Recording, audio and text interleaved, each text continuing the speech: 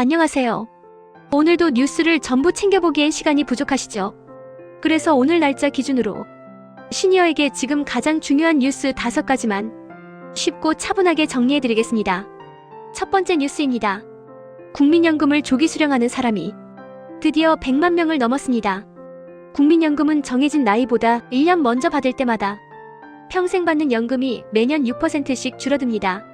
만약 5년을 앞당겨 받으면 원래 받을 금액의 70%만 평생 받게 됩니다.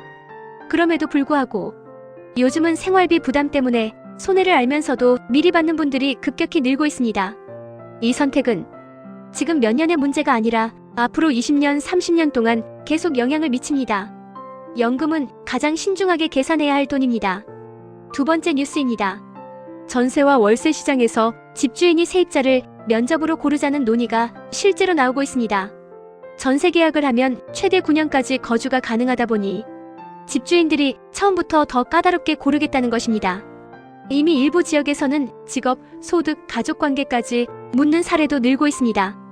이 문제는 본인이 직접 집을 구할 때뿐 아니라 자녀의 전세를 도와줄 때도 현실적인 영향을 미칠 수 있습니다. 앞으로 주거계약은 더 조심스럽고 더 복잡해질 가능성이 큽니다. 세 번째 뉴스입니다. 농민에게 매달 15만 원을 지급하는 농민기본소득 정책이 확대 논란에 휩싸였습니다. 문제는 돈입니다. 국비 일부를 제외한 나머지 예산을 지자체가 부담해야 하다 보니 다른 복지 예산을 줄이는 일이 벌어지고 있습니다. 그 결과 노인 복지나 취약계층 지원이 줄어들 수 있다는 우려가 커지고 있습니다. 복지는 결국 누군가에게 주면 어딘가는 줄어들 수밖에 없습니다. 이 변화는 지역에 따라 직접적인 영향을 미칠 수 있습니다. 네 번째 뉴스입니다. 부양의무자 기준이 아직도 많은 시니어들의 발목을 잡고 있습니다. 실제로 자녀의 도움을 전혀 받지 못하고 있어도 서류상 부양의무자가 있으면 의료급여나 생계급여에서 탈락하는 경우가 있습니다. 주거와 교육 지원에서는 이미 폐지됐지만 의료와 생계 부분은 아직 남아 있습니다. 이로 인해 도움이 가장 필요한 분들이 복지에서 제외되는 사각지대가 계속 발생하고 있습니다.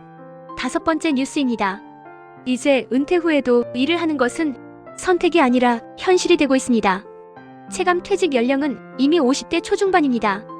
하지만 평균 수명은 80세를 훌쩍 넘습니다. 국민연금만으로는 생활이 어려운 분들이 많아 단시간 일자리나 시니어 일자리를 찾는 사람이 계속 늘고 있습니다.